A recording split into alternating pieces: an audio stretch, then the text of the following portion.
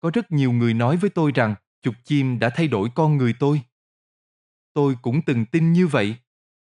Nhưng rồi có một ngày tôi nhận ra mình đã nhầm. Trong câu chuyện này, tôi không kể về kỹ thuật chụp chim. Tôi chỉ muốn kể thật về một con người từng rất khó chịu với nắng nóng, mùi hôi, sự bất tiện của cuộc sống nhưng rồi lại có thể ngồi giữa rừng nhiều giờ, ăn một gói mì, uống một ngụm cà phê và cảm thấy bình yên. Đến cuối câu chuyện, có lẽ bạn cũng sẽ tự hỏi mình một câu giống như tôi đã từng hỏi. Điều gì thật sự là một con người thay đổi?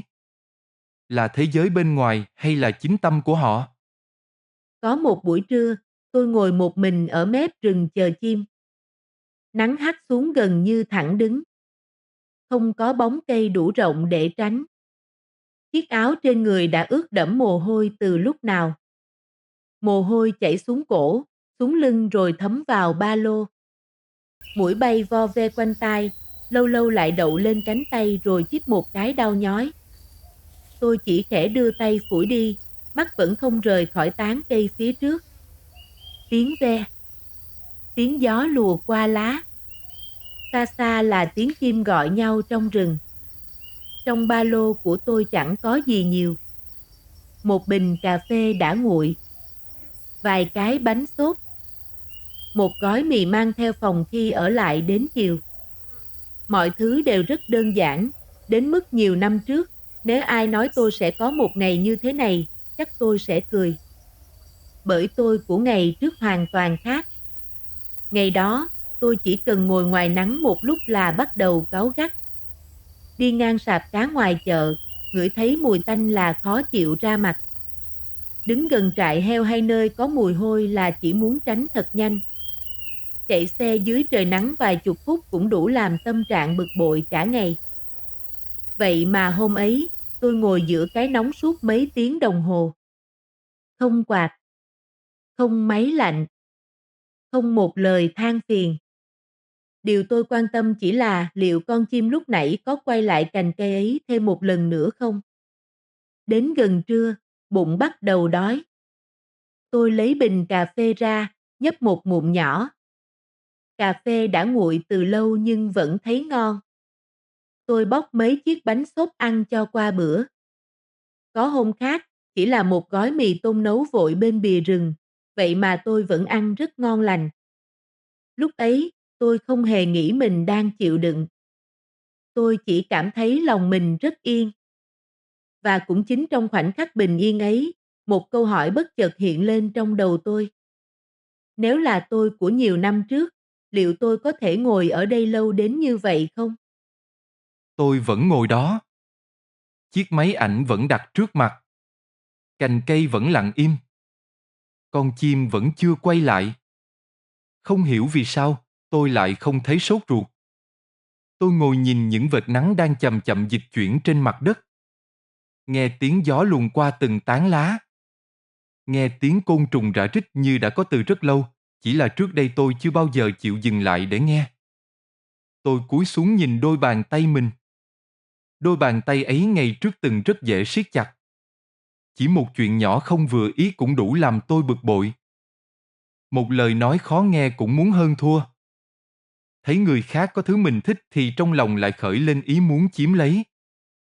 Mọi thứ dường như luôn phải theo ý mình thì mình mới thấy dễ chịu. Ngày ấy, tôi cứ nghĩ nguyên nhân nằm ở người khác. Ở thời tiết, ở hoàn cảnh, ở những mùi hôi. Ở cái nắng, ở cuộc sống quá nhiều điều không như ý. Nhưng bây giờ, giữa khu rừng này, nắng vẫn gay gắt như vậy. Muỗi vẫn cắn, mồ hôi vẫn chảy. Bữa trưa vẫn chỉ là vài chiếc bánh hoặc một gói mì đơn giản. Không có điều gì bên ngoài thay đổi. Vậy tại sao tôi lại không còn thấy khó chịu nữa? Tôi không vội tìm câu trả lời. Tôi chỉ lặng lẽ nhìn khoảng rừng trước mặt. Rồi bất giác nhận ra. Có lẽ điều thay đổi trước tiên không phải khu rừng. Cũng không phải những cánh chim. Mà là con người đang ngồi sau chiếc máy ảnh này. Và tôi tin mỗi chúng ta đều từng có một khoảnh khắc như thế. Một khoảnh khắc mà thế giới vẫn vậy, nhưng chính mình đã khác. Tôi bắt đầu tự hỏi mình một câu rất đơn giản. Điều gì thật sự đã thay đổi? Là khu rừng này, có phải không? Hay là những cánh chim kia? Hay là chính tôi? Trước đây, tôi luôn nghĩ nguyên nhân khiến mình khó chịu là ở bên ngoài. Là nắng quá gắt, mùi quá hôi, đường quá xa, con người quá khó chịu. Và cuộc sống quá nhiều điều trái ý, tôi chỉ nhìn thấy lỗi của hoàn cảnh mà chưa từng đủ bình tĩnh để nhìn lại chính mình. Đến khi ngồi giữa khu rừng, tôi mới chợt nhận ra một điều rất lạ. Nắng hôm nay đâu có dịu hơn ngày trước. Muỗi cũng chẳng ít hơn. Quãng đường đến rừng vẫn dài như vậy. Mọi thứ gần như vẫn nguyên vẹn. Chỉ có một thứ đã thay đổi. Đó là cách tôi đối diện với tất cả những điều ấy. Nhưng rồi một câu hỏi khác lại hiện lên. Nếu tôi đã thay đổi, vậy tôi đã thật sự buông bỏ hết chưa? Tôi im lặng nhìn chiếc ba lô bên cạnh. Trong đó vẫn có bình cà phê quen thuộc mà tôi luôn mang theo mỗi lần đi chụp chim. Có hôm quên mang cà phê, trong lòng tôi lại thấy thiếu thiếu một điều gì đó. Rồi tôi mỉm cười. Hóa ra con người thay đổi không có nghĩa là mọi chấp trước đều biến mất. Ngay cả việc chụp chim, đôi khi tôi cũng tự hỏi. Liệu mình đang yêu thiên nhiên thật sự hay không? Hay mình vẫn còn đang quá bận lòng với việc phải gặp được một loài chim hiếm? Phải chụp được một bức ảnh đẹp để thỏa mãn cho chính mình? Câu hỏi ấy không dễ trả lời. Và có lẽ nó cũng không cần được trả lời quá vội. Bởi tôi hiểu rằng, điều quan trọng không phải là chứng minh mình đã thay đổi đến đâu. Điều quan trọng là mỗi lần nhận ra một chấp trước mới, tôi lại có thêm một cơ hội để nhìn lại chính mình.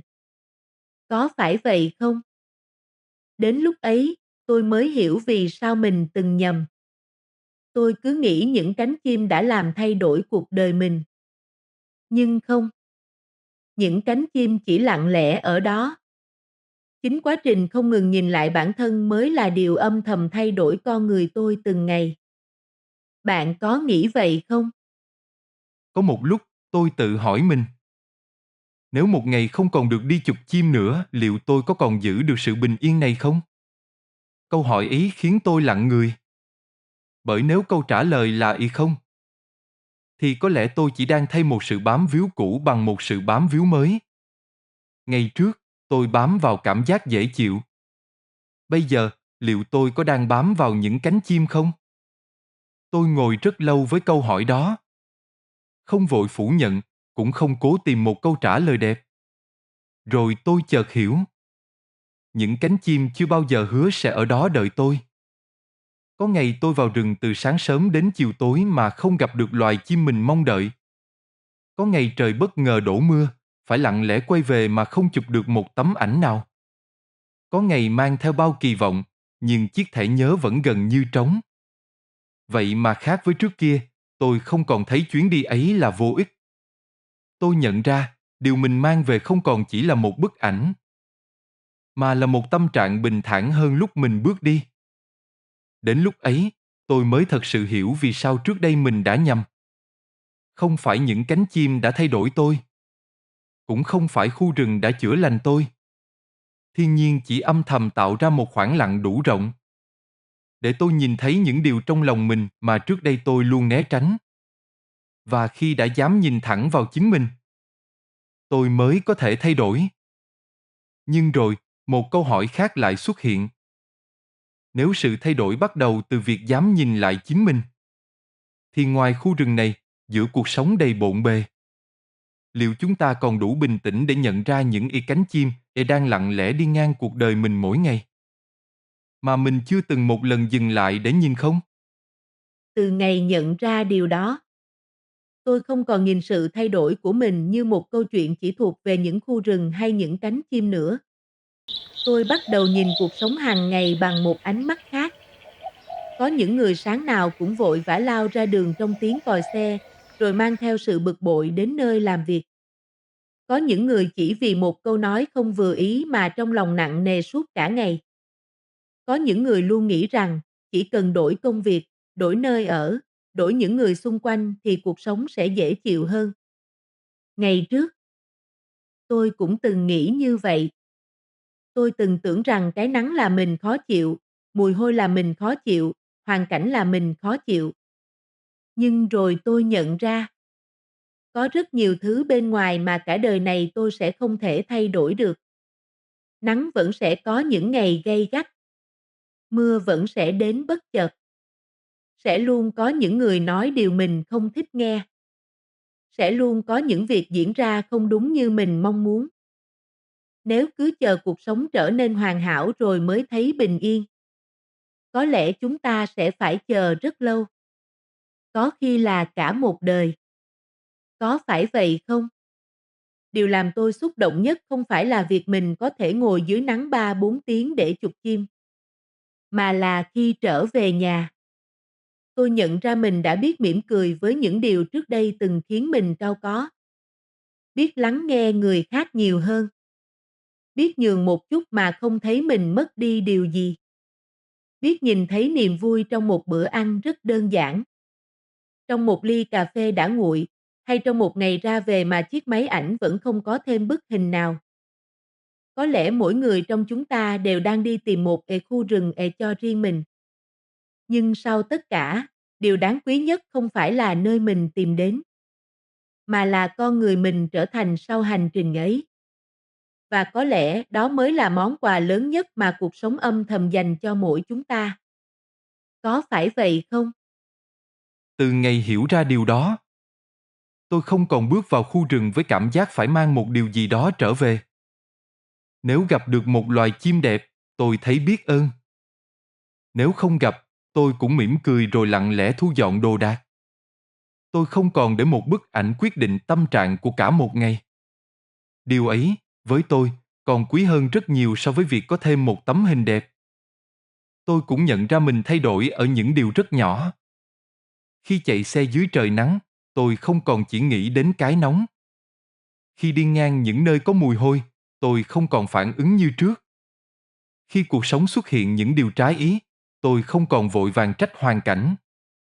Không phải vì tôi đã trở thành một người hoàn hảo, mà vì mỗi khi tâm mình bắt đầu xao động, tôi biết dừng lại để nhìn vào chính mình trước. Có những lần, tôi vẫn nhận ra mình còn chấp trước. Vẫn mong gặp được loài chim mình yêu thích. Vẫn có lúc thấy tiếc khi bỏ lỡ một khoảnh khắc đẹp. Nhưng khác với trước đây, tôi không còn né tránh những điều ấy. Tôi xem đó là lời nhắc để tiếp tục sửa mình, chứ không phải lý do để trách bản thân. Có một buổi chiều, sau nhiều giờ ngồi trong rừng, tôi thu dọn chiếc máy ảnh, khoác ba lô lên vai và bước ra con đường đất quen thuộc. Ánh nắng cuối ngày xuyên qua những tán cây, trải thành từng vệt dài trước mặt. Một chú chim nhỏ bất ngờ đáp xuống cành cây ngay bên lối đi. Tôi đứng lại, không vội đưa máy ảnh lên. Chỉ lặng lẽ ngắm nó vài giây, rồi mỉm cười. Khoảnh khắc ấy, tôi chợt hiểu. Có những điều đẹp nhất trong cuộc đời này không nhất thiết phải giữ lại bằng một bức ảnh. Chỉ cần giữ được chúng trong một tâm hồn đã biết bình yên cũng đã là đủ. Đến hôm nay, nếu có ai hỏi điều gì đã thay đổi tôi sẽ không còn trả lời rằng đó là những cánh chim. Bởi chim vẫn chỉ là chim, khu rừng vẫn chỉ là khu rừng. Nắng vẫn gay gắt, muỗi vẫn cắn. Cuộc sống vẫn sẽ luôn có những điều không như ý, điều thật sự thay đổi là cách tôi đối diện với tất cả những điều ấy.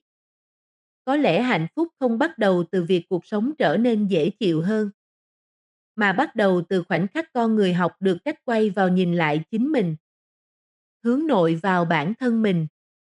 Đó là pháp bảo, có phải vậy không? Đôi khi, điều cần thay đổi nhất trong cuộc đời không phải là thế giới trước mặt, mà là chính cái tâm mình đang nhìn thế giới ấy. Nếu bạn đã đi cùng tôi đến tận đây, trước hết, cảm ơn bạn đã dành thời gian lắng nghe một câu chuyện rất thật của tôi. Có thể bạn không chụp chim. Có thể bạn chưa từng ngồi giữa một khu rừng nhiều giờ như tôi. Nhưng mình tin rằng, trong cuộc sống của mỗi người đều từng có một khoảnh khắc khiến mình dừng lại và nhận ra điều cần thay đổi không phải hoàn cảnh, mà là chính bản thân mình.